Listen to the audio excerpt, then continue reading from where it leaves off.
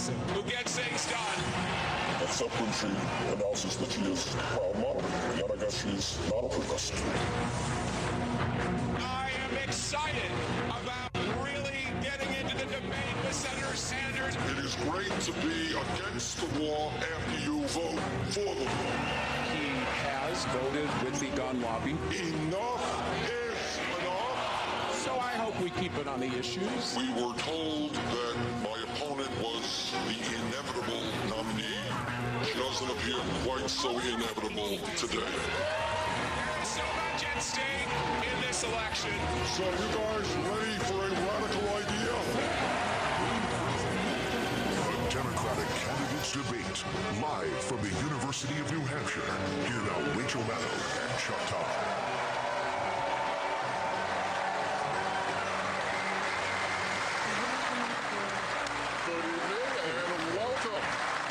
MSNBC Democratic Candidates Debate.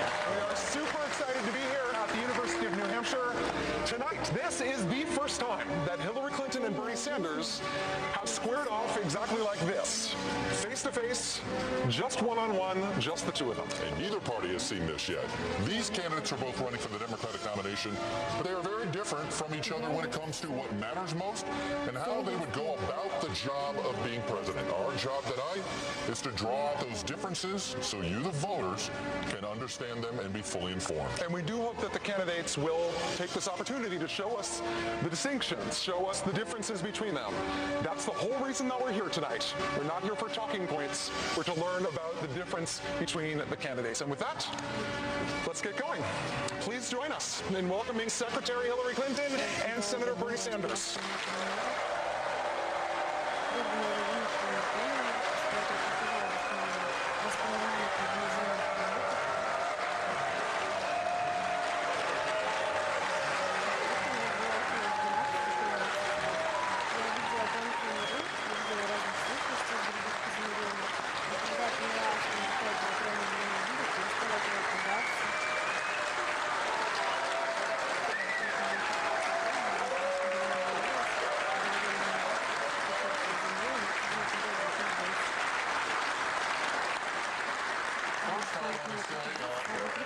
Special thanks to the New Hampshire Union leader for helping make this debate possible, and their readers who helped provide some of the questions and topics that we'll be addressing tonight. The rules tonight, by the way, are simple.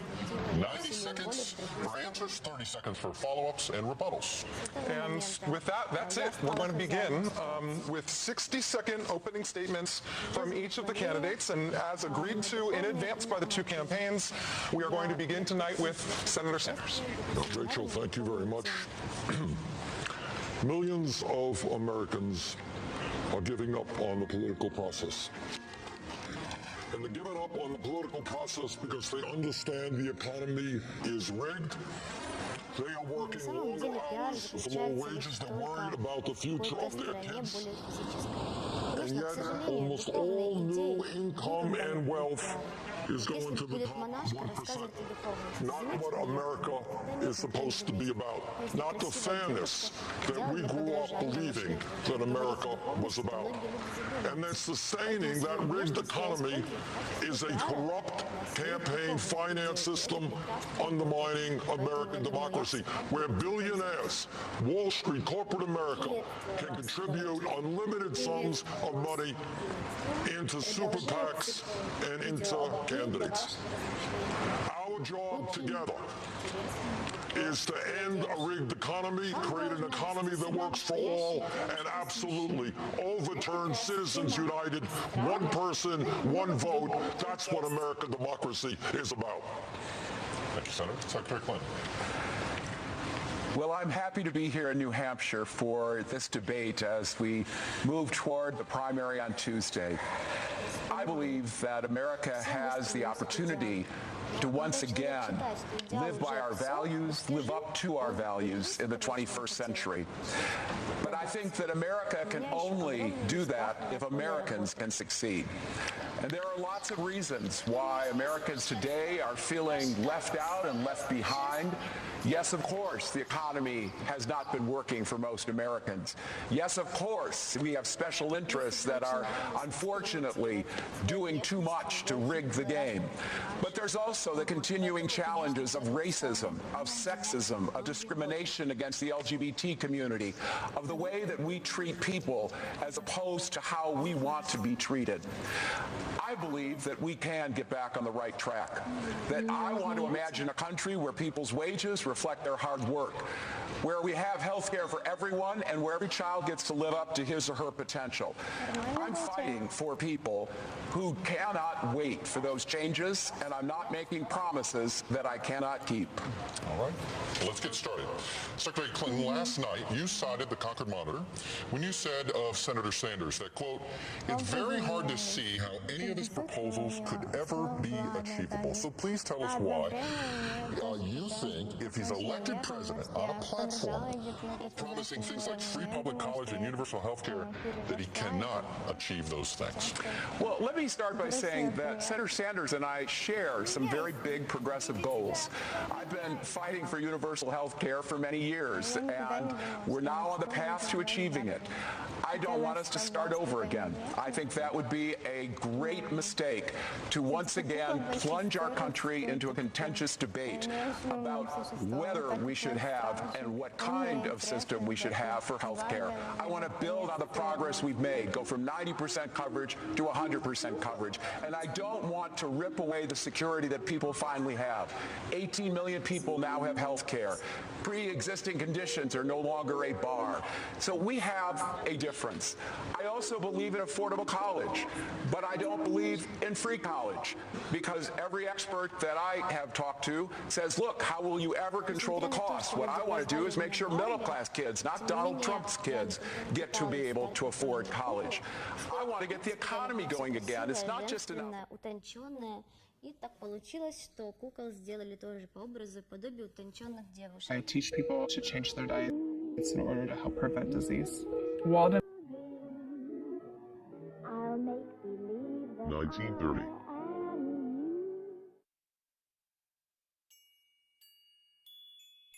helped prepare me in what I do. Everything that Подражают моему For образу. college. I want to get the economy going again. It's not just enough about what we're against, as important as that is.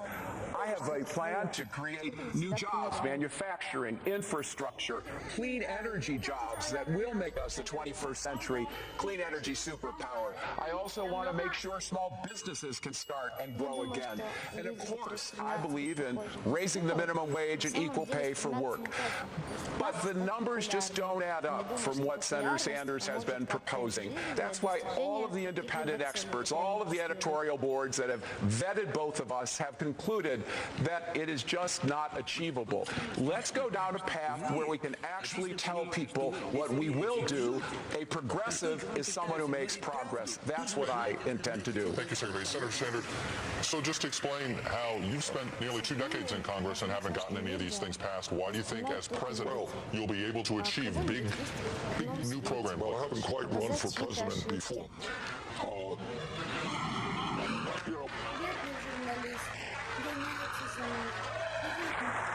Let's deal with some of the comments that Secretary Clinton made. And by the way, sometimes there's a lot of drama here. I've known Secretary Clinton for 25 years and respect her very much. Here is the issue.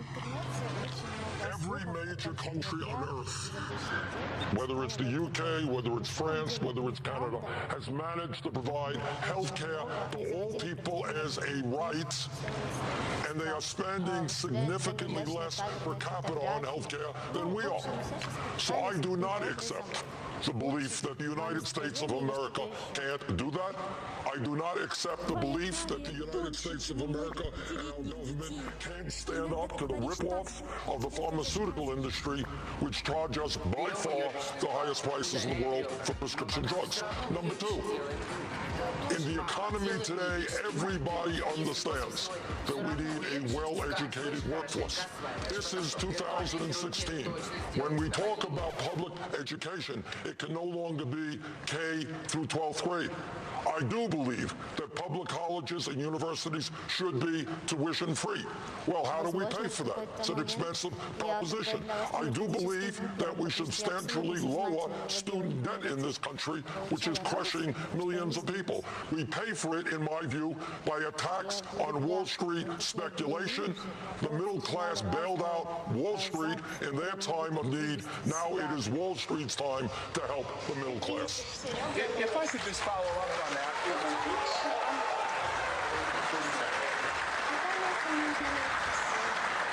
There is no disagreement between us on universal coverage for health care. The disagreement is, where do we start from and where do we end up? The Republicans want to repeal the Affordable Care Act. I want to improve it. I want to build on it, get the costs down, get prescription drug costs down. Senator Sanders wants us to start all over again. This was a major achievement of President Obama, of our country. It is helping people right now. I am not going to wait and have this plunge back into a contentious national debate that has very little chance of succeeding. Let's make the Affordable Care Act work for everyone. George, this is a good discussion here. Yes. And let me just say this, as Secretary Clinton may know, I am on the Health Education Labor Committee. That committee wrote the Affordable Care Act. The idea that I would dismantle health care in America while we're waiting to pass a Medicare for All is just not accurate.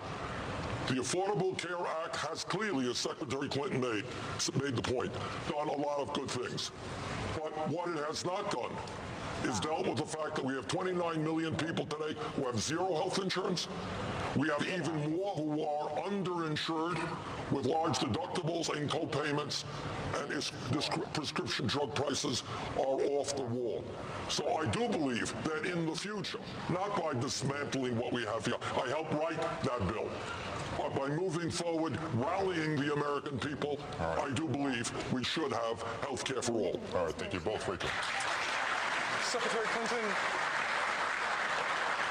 Senator Sanders is campaigning against you now, at this point in the campaign, basically by arguing that you are not progressive enough to be the Democratic nominee. He has said that if you voted for the Iraq War, if you were in favor of the death penalty, if you wobbled on things like the Keystone Pipeline or TPP, if you said single-payer health care could never happen, then you're too far to the right of the Democratic Party to be the party's standard bearer. Given those policy positions, why should liberal Democrats support you and not Senator Sanders?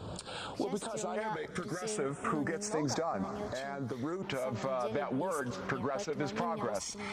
But I've heard Senator Sanders' comments, and it's really caused me to wonder who's left in the progressive wing of the Democratic Party. Under his definition, President Obama is not progressive because he took donations from Wall Street. Vice President Biden is not progressive because he supported Keystone. Senator Shaheen is not progressive because he supports the Trade Pact.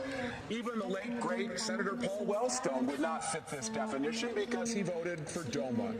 You know, we have differences, and honestly, I think we should be talking about what we want to do for the country. But if we're going to get into labels, I don't think it was particularly progressive to vote against the Brady Bill 5 times. I don't think it was progressive to vote to give gun makers and sellers immunity. I don't think it was progressive to vote against Ted Kennedy's immigration reform. So we can go back and forth like this, but the fact is, most people watching tonight want to know what we've done and what we will do. That's why I am laying out a specific agenda that will make progress, get more jobs with rising incomes, get us to universal health care coverage, get us to universal pre-K, paid family leave, and the other elements of what I think will build a strong economy that will ensure that Americans keep making progress. That's what I'm offering, and that's what I will do as president. Senator Sanders, have you established a list of what it means to be a progressive that is unrealistic? No, not at all. Here's the reality of American economic life today.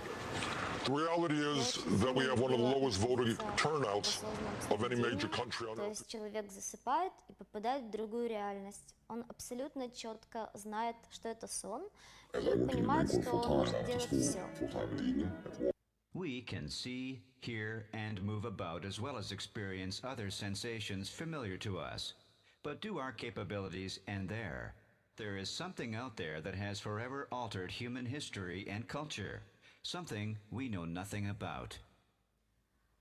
В этот момент я вышла из тела.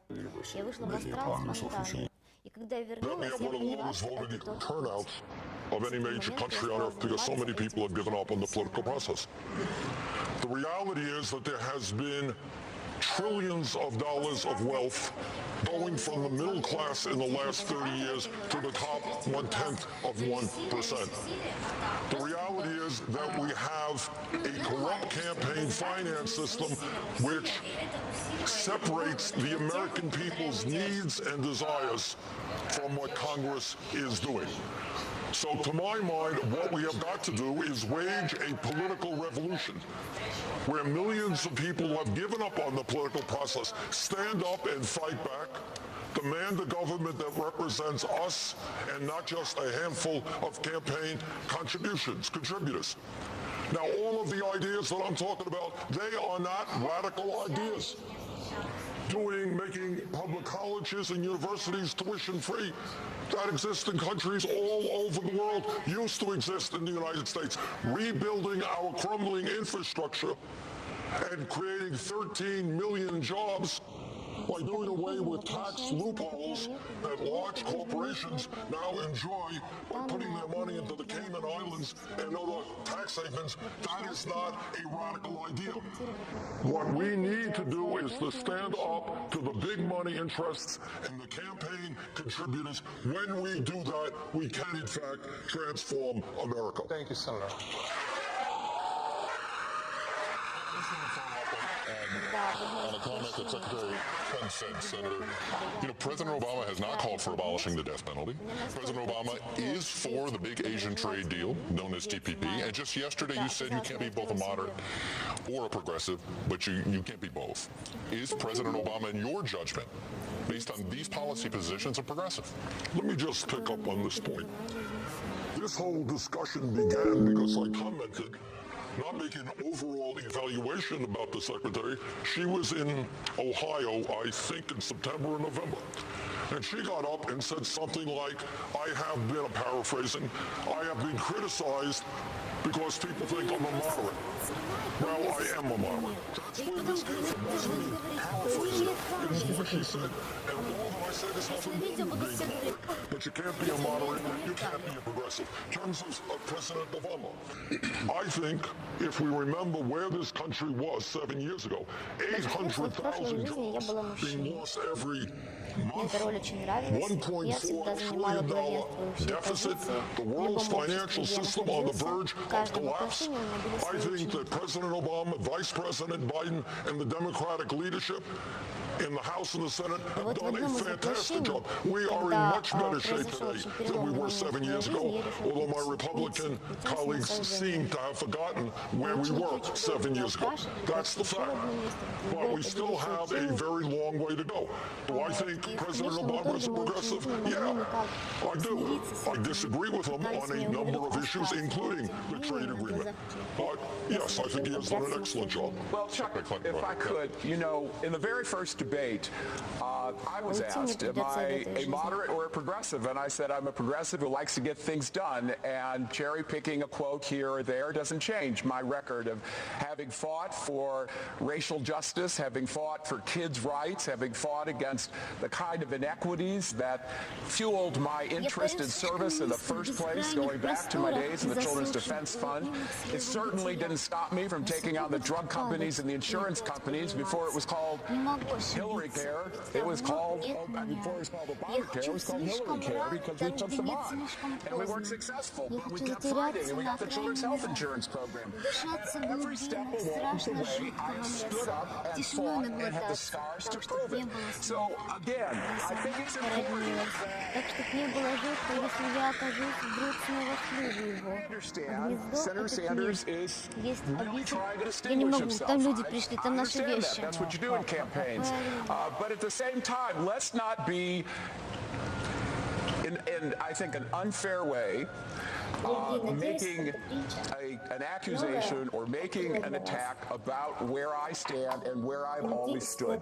And it is fair to say, Senator, that in your definition, as you being the self-proclaimed gatekeeper for progressivism, I don't know anyone else who fits that definition. But I know a lot of really hard-fighting progressives in the Democratic Party who have stood up time and time again against special interests, against the powerful, on behalf of those who are left behind and left out. And that's what we ought to be celebrating. Let's talk about what we would do as president and commander-in-chief to make sure the progress continues into the future.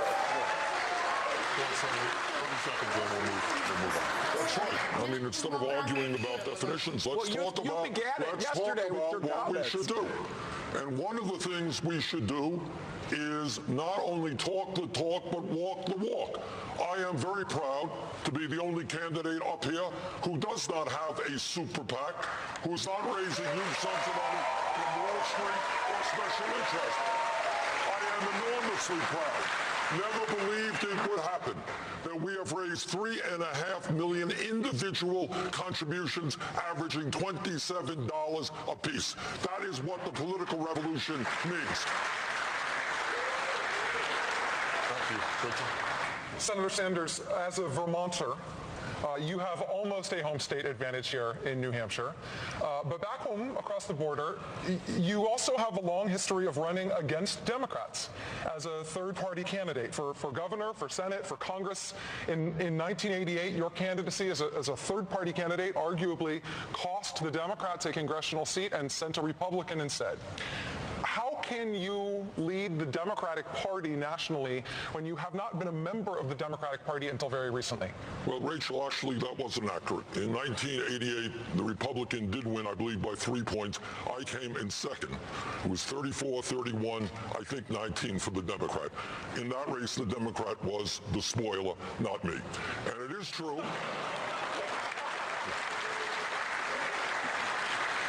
It is true. It's not to be denied. I am the longest serving independent in the history of the United States Congress.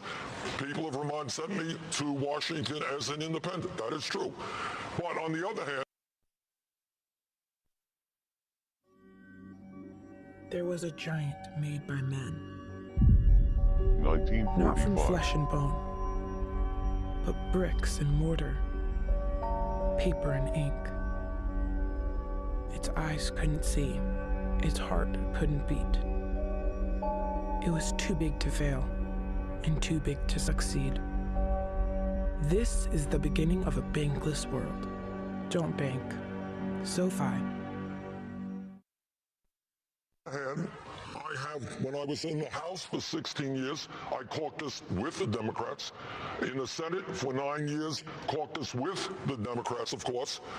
And I was elected by the Democrats to be chair of the Veterans Committee 3 years ago, which I'm very proud of. And now am the ranking member on the Budget Committee, leader of the Democrats in opposition to the majority Republicans.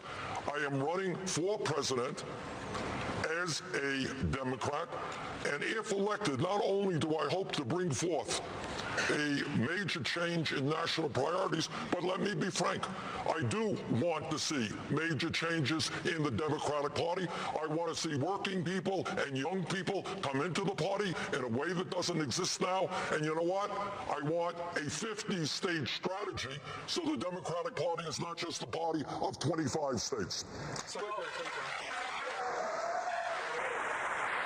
Secretary Clinton, you know, the person who first put out the idea of a 50-state party strategy is former Governor Howard Dean, who's with us tonight. And I'm very proud and grateful to have the support of so many elected Vermonters and former officials.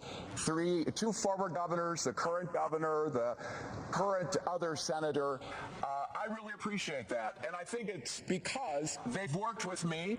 They've seen what I do. They know what a kind of a colleague I am. They want me as their partner in the White House. And that's exactly what I will do. We'll get things done together. Democrats, Republicans, independents, we're going to make progress together when I'm president. Senator Sanders, to this point, Secretary Clinton is raising the issue of endorsements by your home state Democrats. She's implying that says something about the people who know you best. Well, I don't see it quite like that. How do you see it? Will absolutely admit that Secretary Clinton has the support of far more governors, mayors, members of the House. She has the entire establishment, or almost the entire establishment, behind her. That's a fact. I don't deny it. But I am pretty proud that we have over 1 million people who have contributed to our campaign, averaging $27 a piece, that we have had meetings where 25, 30,000 people have come out, that our campaign is a campaign of the people, by the people, and for the people. So, Rachel, yes, Secretary Clinton does represent the establishment. I represent, I hope, ordinary Americans, and by the way, who are not all that enamored with the establishment, but I am very proud to have people like Keith Ellison and Raul Grijalva in the House, the co-chairman of the House Progressive Caucus. Well, look, I've got to just jump in here because, honestly, Senator Sanders is the only person who I think would characterize me, a woman running to be the first woman president, as exemplifying the establishment. And I've got to tell you that it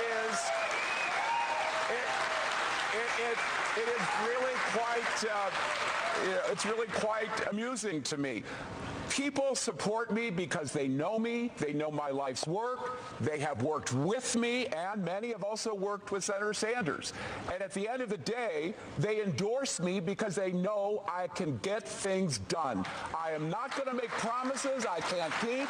I am not going to talk about big ideas like single payer and then not level with people about how much it will cost. A respected health economist said that these plans would cost $1 trillion more a year. I'm not going to tell people that I will raise your incomes and not your taxes and not mean it, because I don't want to see the kind of struggle that the middle class is going through exemplified by these promises that would raise taxes and make it much more difficult for many, many Americans to get ahead and stay ahead. That is not my agenda. Senator Sanders, 30 seconds to respond to that. What being part of the establishment is in the last quarter having a super PAC that raised $15 million from Wall Street, that throughout one's life raised a whole lot of money from the drug companies and other special interests. To my mind, if we do not get a handle on money in politics and the degree to which big money controls the political process in this country, nobody is going to bring about the changes that is needed in this country for the middle class and working families. Yeah, but I think it's fair to really ask what's behind that comment. You know, Senator Sanders has said he wants to run a positive campaign. I've tried to keep my disagreements over issues, as it should be. But time and time again, by innuendo, by insinuation, there is this attack that he is putting forth, which really comes down to, you know, anybody who ever took donations or speaking fees from any interest group has to be bought. And I just absolutely reject that, Senator. And I really don't think these kinds of attacks by insinuation are worthy of you. And enough is enough. If you've got something to say, say it directly, but you will not find that I ever changed a view or a vote because of any donation that I ever received. And I have stood up and I have represented my constituents to the best of my ability, and I'm very proud of that. So I think it's time to end the very artful smear that you and your campaign have been carrying out in recent weeks, and let's talk about the issues. Let's talk about the issues that divide us, and we both agree with campaign finance reform. I've worked hard for McCain-Feingold. I want to reverse Citizens United. Let's talk about issues. Let's talk about issues. All right, let's talk about why in the 1990s Wall Street got deregulated. Did it have anything to do with the fact that Wall Street spent Call the presidential race, sir. We did the same damn joke. Seriously? Welcome to London, Mr. President. Get down! We're going to kill the president and stream it live. This ghost, I want you to kill me. That's an order. Oh my God. We'll get you out of here. They don't know who they're messing with, do they? That's the way I like it. Stay with me. London Has Fallen. In theaters March 4th. To do with the fact that Wall Street spent billions of dollars on lobbying and campaign contributions? Well, some people might think, yeah, that had some influence.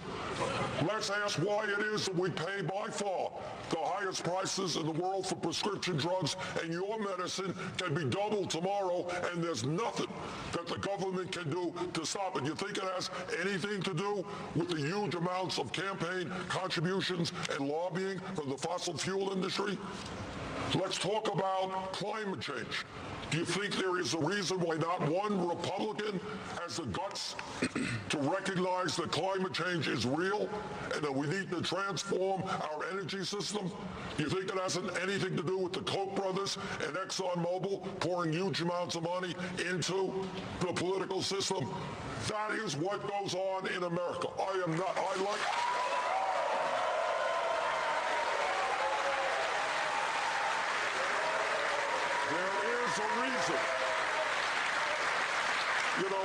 There is a reason why these people are putting huge amounts of money into our political system. And in my view, it is undermining American democracy, and it is allowing Congress to represent wealthy campaign contributors and not the working families of this country. Well, Senator, I don't think